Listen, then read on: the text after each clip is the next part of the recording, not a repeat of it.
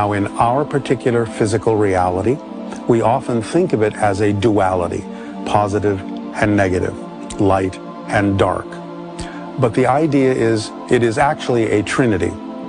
And this is where the idea of the Trinity comes from, because it has the positive, it has the negative, but it also has the neutral in between, the balancing point between those two things. And it is from that balance point that everything issues. A lot of people understand that polarity exists, but how do you have opposites if they don't both come from some central place that says this is this way and this is that way? It's a reference point in the middle that explains the other 2 points. So from that context, existence is a trinity, and everything that has to do with existence has that threefold aspect, because there is always positive, always negative, and always the neutral central point in the middle on every single level. It may be experienced differently on the different levels within existence, but you always have that trinity. And as we know from geometry, the triangle is the first shape that exists in physical reality that is complete. You can have the idea of a point that is one-dimensional, you can have the idea of a line, and you have the idea of a plane that is two-dimensional, but only in the plane can you have the triangle, and that is the strongest shape and the first shape in geometry that is a complete shape. So the concept of the Trinity is what underscores the foundation of existence itself. Another way of expressing the idea of all of these reflections of the One is to say that the universe or existence is kind of structured holographically. And the idea of a hologram is that everything about the One is contained in every point. As an actual hologram, when we recreate a three-dimensional image holographically, it creates a kind of interference pattern on a single sheet of film. And that interference pattern contains all the information of the whole at every point on that piece of film.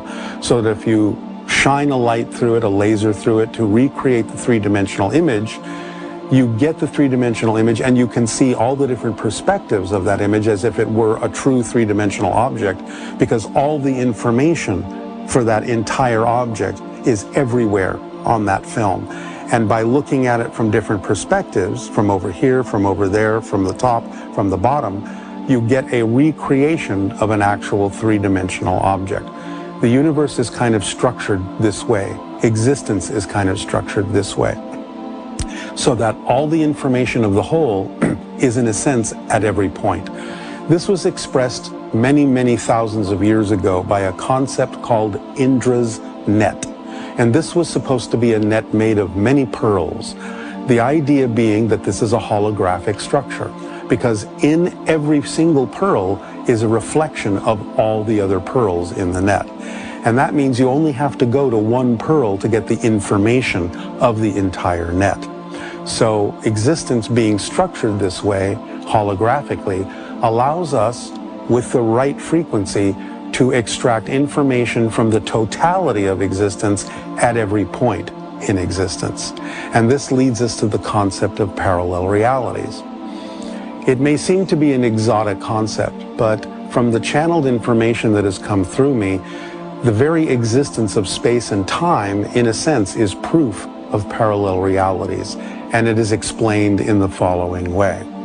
Scientists, again, in looking for this unified theory, are attempting to reduce all known phenomenology in the physical universe down to a single principle. So it's kind of a reductive theory, the process of reducing things down to see how they're all related to one fundamental foundational principle. Well, if that is true, if that is the true nature of the unified theory, then even space and time have to be reduced to their fundamental principles. The most fundamental reduction of space would be as a single dimensionless point. The most fundamental reduction of time would be as a single timeless moment. We can call the single dimensionless point here and the single timeless moment now. So we can say from that point of view that everything is here and now. If everything is truly the product of one particular dimensionless point and one timeless moment, then how do we experience the idea of the volumes of space, of all of the different moments that we experience in what we call time? Well, that exactly will explain how parallel realities are created. Because if everything is truly just a single place, a single point, here, and a single moment, now, then what we experience as different moments and different places have to be the same moment, the same place, from different angles, from different perspectives, from different points of view. And this brings us back to the holographic idea, where a hologram looks like a three-dimensional object as we move around it, as we expose it, because the information of every aspect of that object that was photographed is contained everywhere on that film. So when you change your angle, your perspective, you get to see another side of the object.